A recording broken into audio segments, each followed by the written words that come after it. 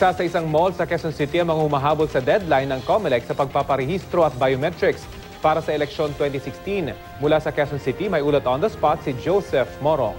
Joseph? Rafi, dagsa tulad ng inaasahan yung pila ng mga gusto magparehistro para sa eleksyon 2016.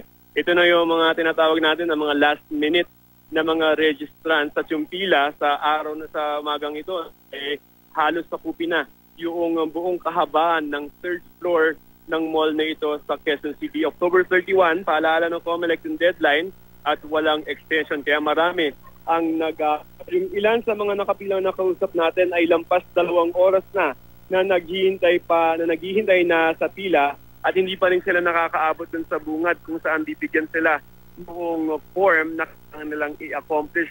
Yun lang, personal na nakita ito ni COMELEC Chairman Andres Bautista at napabuntong hininga na lamang siya nang makita niya itong dami noong gusto magparehistro ng last minute. At napakasama siya nung bakit ngayon ka lamang dumating dito sa mga registration booth. Kayong ilang taon na rin na pinapanawagan ng COMELEC itong voters registration.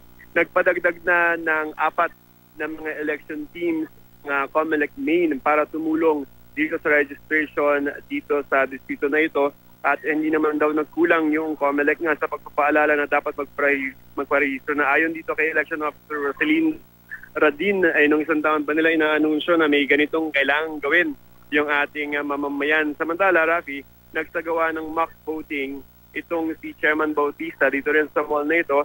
Ito yung naman ng plano ng COMELEC na gawin yung ilang voting sa mga mall sa buong bansa. 2 million na mga voters ang iniisip ng COMELEC na ilipat yung kanilang magiging boto doon sa mga mall sa buong bansa para raw maibsa naman yung load ng mga eskwelahan na karaniwan nating nakikita kapag eleksyon na, Rafi. Joseph, dahil ba sa nasaksihan ng chairman ng COMELEC, padadamihin pa yung mall registrations para sa mga taong gustong humabol sa pagpaparehistro, Joseph?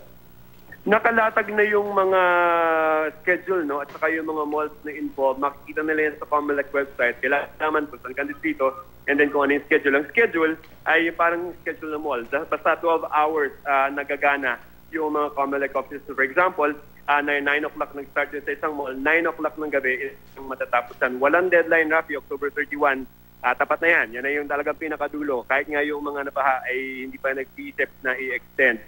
So yung nakalatag na. So tingnan na lang sa website, hindi na nila dadagdagan yung bilang ng mga mall, hindi na rin nila i-extend yung number of days na magparehistro. So they have ilang araw na lang, mga 8 days, last 8 days for them to register. Rafi. And of course, Joseph, yung mga local COMELEC offices bukas pa rin, office hours para sa mga gustong humabol. Correct. So ito yung mga gustong medyo malamig ng konti, yung, hindi masyado. Gusto nila na medyo mas maalwan yung kanilang pagiging pagparehistro. So, option nyo is either pumunta kayo sa mall o dun sa nakagawian nyo na election office nyo na pinuntahan, Rafi. Okay, maraming salamat, Joseph Morong.